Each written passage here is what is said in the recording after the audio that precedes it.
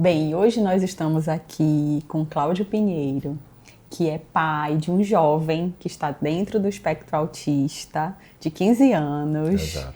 E hoje, por ser o dia 2 de abril, que é um dia bem importante pela conscientização do autismo, nós estaremos aqui nessa conversa, né, Cláudio? Com certeza. Para tirar algumas dúvidas.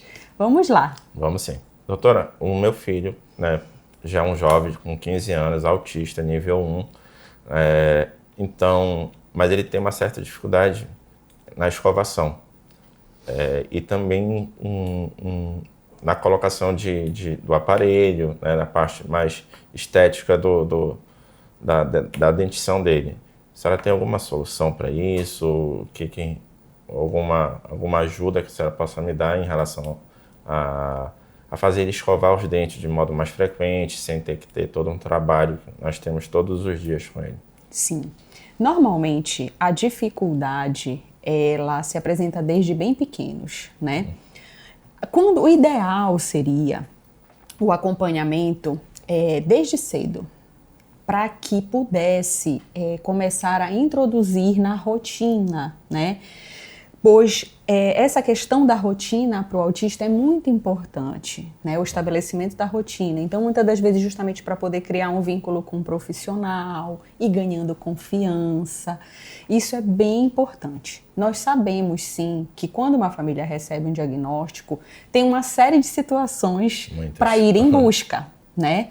Mas a gente deseja muito fazer parte dessa equipe multiprofissional que possa estar inserindo, né, nesse dia a dia melhoras para essa adaptação realmente que não é fácil, já que normalmente se tem uma alteração sensorial no autista, né?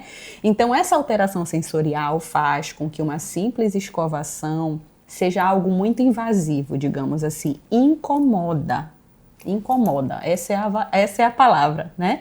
Então, muitas das vezes, em união com a terapia ocupacional, por exemplo, nós conseguimos um bom avanço. Então, por exemplo, na utilização de escovas elétricas, para ir dessensibilizando a cavidade bucal, é uma das dicas bem legais que nós podemos estar usando. Verificando o tipo de sensibilidade em relação a gosto, em relação a cheiro. Então, hoje nós já dispomos de um leque de pastas de cremes dentais, por exemplo, mais diversificados. Então, que a gente consiga ter aquela que seja menos incômoda para ele, que ele possa aceitar melhor. A mesma coisa, a questão da escovação, do tipo de escova, e a elétrica ela entra nesse aspecto bem importante.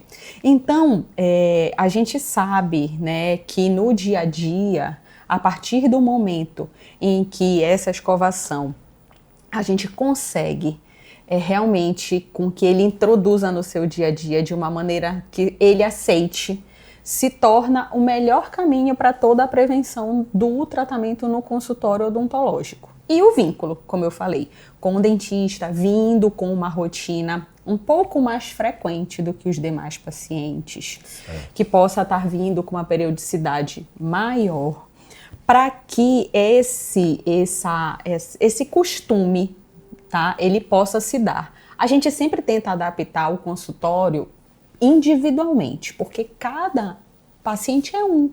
Cada um tem um gosto, cada um tem um jeito. Correto. Então, para tentar preparar o ambiente para aquele paciente.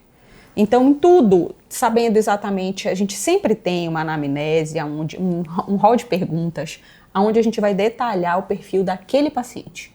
Então, eu sempre gosto de saber do dia a dia dele, o que agita, o que acalma.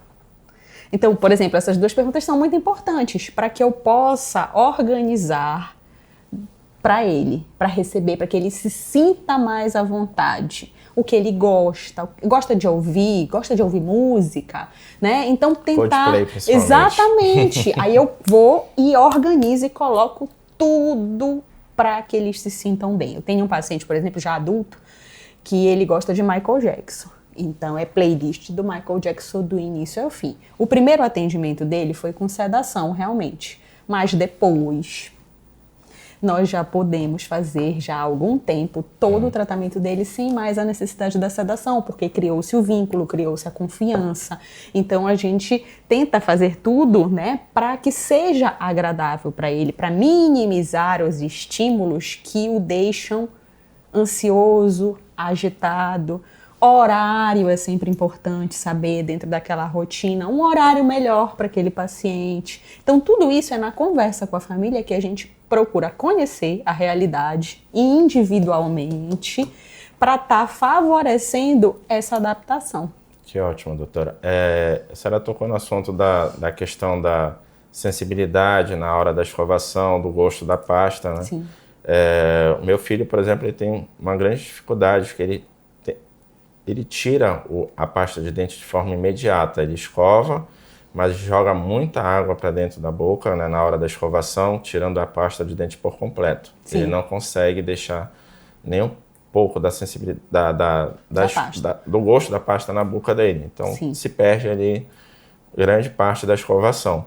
E a outra dificuldade dele também é a questão do fio dental, do uso do fio dental. Sim. É preciso que eu ou a mãe ainda façamos a parte do uso do fio dental todos os dias, mas ele reclama muito, chora, Sim. tem medo, fala que dói muito, é uma sensibilidade muito grande, mas Sim. a gente tem que continuar fazendo, Sim. porque senão ficaria inviável e adoecer, né? Com certeza. A terceira e maior dificuldade dele foi quando ele foi colocar o aparelho. Sim.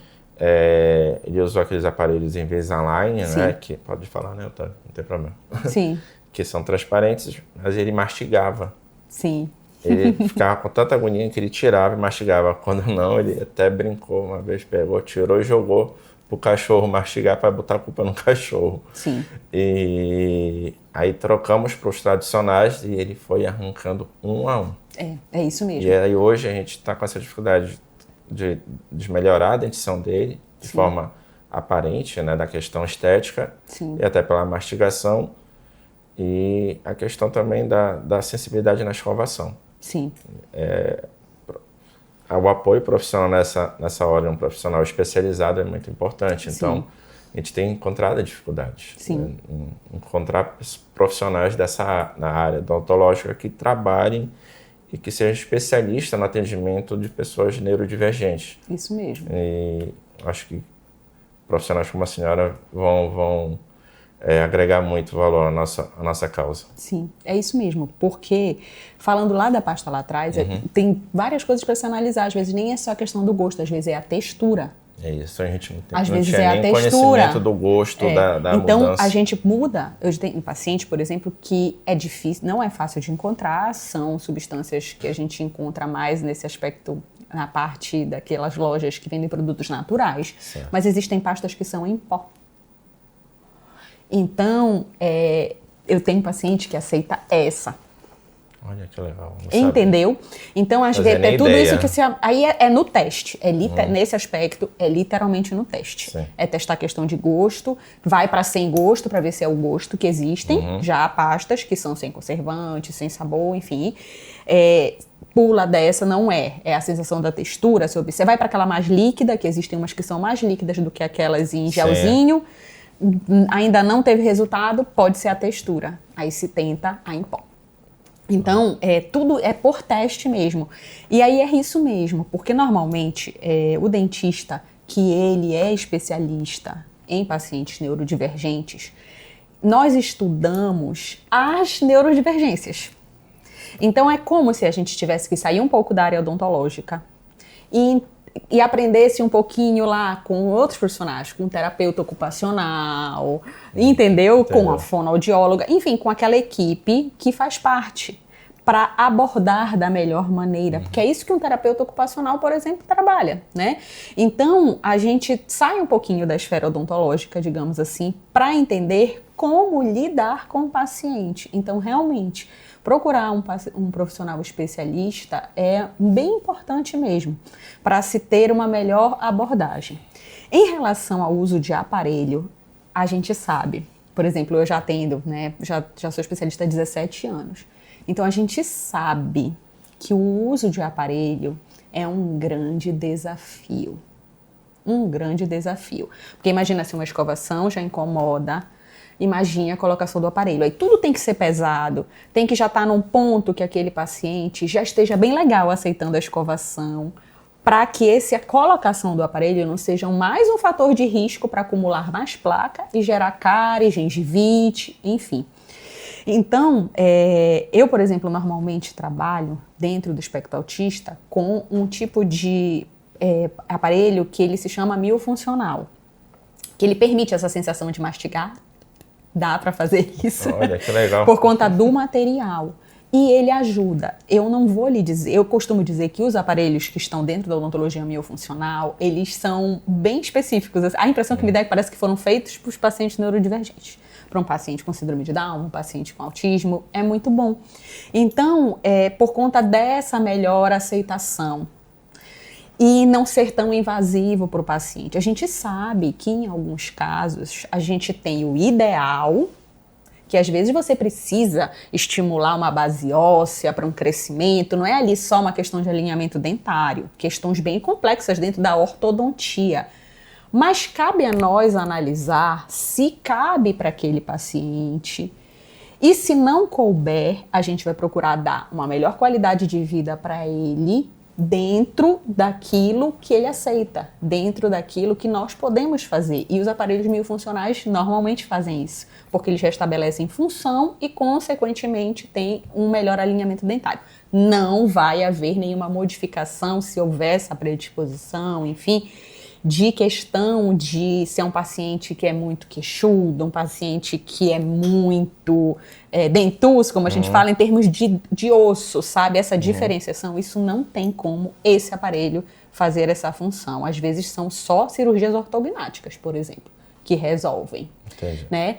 Mas a gente vai trabalhando junto com o multiprofissional, porque muitas das vezes eu vou trabalhar junto com uma fono que vai trabalhar a motricidade, uma fisioterapeuta que vai melhorar a questão respiratória. Então, tudo isso em união já proporciona para o paciente o que a gente deseja, que é uma melhora, tanto na estética, claro, mas principalmente na qualidade de vida. Tá certo. Doutora, só uma adenda aí, Otávio, rapidinho. Doutora, eu faço parte de um grupo de pais e cuidadores de pessoas neurodivergentes, né, de autistas, PCDs, no modo geral. Sim. Chamado coletivo O Plano é Ser Respeitado, só que nós temos um trabalho dentro desse coletivo que a gente tem uma luta contra os planos de saúde, né, devido a alguns pedidos de tratamento que são negados, né, ou atrasados. Isso implica muito na saúde e no desenvolvimento dos nossos filhos, de quem nós cuidamos. A questão da saúde bucal, ela não poderia estar integrada também ali dentro do espectro de um tratamento mais amplo? Sim, por exemplo, existem alguns tratamentos como ABA, MIG, que eles são multiprofissionais. Sim, esse seria o ideal. Não deveria ser integrado o tratamento odontológico dentro desses tratamentos? Concordo totalmente. Assim, agora é só um adendo mesmo, nem precisa colocar. A gente já, como dentista, nem vou falar de paciente especial, vou falar como dentista normal. A gente já tem uma grande dificuldade com o plano de repasse. Não é só vocês. Imagine o especialista em paciente especial, porque imagina assim, um paciente especial, ele demanda um tempo clínico muito de maior. 3, 4 pacientes ditos normais. Essa é a realidade, porque quem atende plano normalmente ganha em quantidade. Então a gente não consegue oferecer isso, tanto que eu praticamente não conheço nenhum especialista em paciente especial que possa atender pelo plano. Então, nós temos duas vertentes. O SUS, porque tem, dentro do CEL, tem a especialidade de pacientes especiais, e no particular. Quem dera, esse seria o ideal, que eles conseguissem fazer para nós um tipo de repasse, independente do que a gente conseguisse fazer no paciente, entendeu? Porque às vezes o paciente vem aqui e é só uma adaptação, um condicionamento. A gente, num primeiro, numa segunda consulta, nem consegue fazer tratamento odontológico. Entendi. Entendeu? Então, seria mais um pagamento por hora clínica, digamos assim, do que por procedimento. Isso deveria estar dentro das normas da ANS. Com certeza. Mais uma luta Entendeu? aí. Porque aí é sempre assim. Não há esse pagamento. Não há. Só se for procedimento feito. Nossa. Não cobrem nem a sedação. Dá até também, raiva agora. que muitas das vezes o início é com sedação, porque às vezes o paciente não está ainda tão bem condicionado, mas tem uma necessidade, tem cárie, tem dente para extrair, tem um monte de... Então vai, seda, para poder resolver. Aí resolveu, melhora a aceitação deles, porque eles não estão com nada incomodando. Muda, é impressionante, gira a chave. Aquele paciente que estava extremamente aversivo, que não aceitava, depois que eu faço uma sedação e faço todo o tratamento, porque ele não tem mais dor, nada que incomode, ele já passa a ser bem mais permissivo e eu consigo tratar depois da sedação. Que bom, porque o meu filho ele teve uma dificuldade muito grande, né? Quando estava com 10, 11 anos, Sim. Ele teve que retirar 6 dentes, né? Ele ter nascido com uma quantidade maior de dentes, até esqueci o nome técnico. Supranumerários. Supranumerários, exatamente isso. Ele teve que fazer todo um realinhamento ali, mas com o aparelho ele não conseguiu. Sim, eu imagino. Não conseguiu. Mas todo particular. Não teve plano de saúde, apesar dele ter plano de saúde. São poucos. Eu desconheço os que cobrem. Não. Infelizmente. Agradeço a senhora pelos esclarecimentos. Espero que profissionais como a senhora se multipliquem e que a gente possa ter mais informações como pai de neurodivergente, como pai de um menino autista, jovem já, de 15 anos, que tanto quanto os atípicos, os típicos também, né, eles possuem as mesmas dificuldades, e aí são dificuldades que são inerentes à atipicidade deles, mas que são pertinentes para eles viverem melhor numa sociedade. Exatamente. Né? Então, eles têm a aceitação da sociedade, ela parte muito também de um princípio. Por exemplo, eu uso de exemplo o meu filho ter mau hálito devido a uma escovação mal feita. Ele não vai ser aceito, já tem a barreira dele ser atípico, ele não vai ter mais uma barreira que seria o mau hálito. Né? A má formação dentária. Exatamente. E só dando um exemplo de modo mais leigo, digamos assim, mas de modo pai de um menino autista. Isso mesmo. Eu costumo dizer que a odontologia especializada, no caso, né, que o nome mesmo da especialidade é odontologia para pacientes especiais. Então, não é que a gente queira estar usando uma nomenclatura antiga, que a gente sabe que hoje já se utiliza outras nomenclaturas, mas é a que está registrada no conselho, né? Então é esse nome oficial, né? Já foi-se em busca disso, né? Para procurar saber se tinha como mudar. É isso, né? O nome mesmo é essa. Nós que somos dessa área, a gente diz que o que nós buscamos é justamente a odontologia, ela entra para que aumente e se proporcione a inclusão. Porque a saúde bucal, né, a boca é a porta de entrada para o organismo. Então, ela faz parte também daquele indivíduo. Então, buscando uma compreensão desse espectro, porque é realmente um espectro, tem vários níveis, tem as suas especificidades de cada um. Então, ao buscar dentro desse espectro a maneira de se conseguir cativar, né, cada paciente, independente da idade, porque se atende dentro dessa especialidade todas as idades. Porque o indivíduo com TEA, ele tem 0, ele tem 1, ele tem 15, ele tem 20, ele tem 30 anos. E essa é a maior dificuldade, né? Hoje também das pessoas entenderem que o autismo ele não é inerente à idade, ele é uma condição que vem com a pessoa. Exatamente. Se ela vem com 0 ano até o final da vida dela. Exatamente. Então, é justamente proporcionar, né, uma melhor abordagem. Dentro disso está a sedação. Sedação é inclusão. Porque você pegar um indivíduo, uma criança jovem que não permite e que está com várias necessidades que comprometem a sua saúde e você entender que não é porque é uma birra, ele não está deixando porque ele não quer, não, ele não consegue. Ele não consegue cooperar. E aí você leva ele para um nível de sedação que é individual também, seguro, planejado, organizado, para que você possa sanar, devolver a saúde bucal, a estabilidade, né, daquela condição bucal.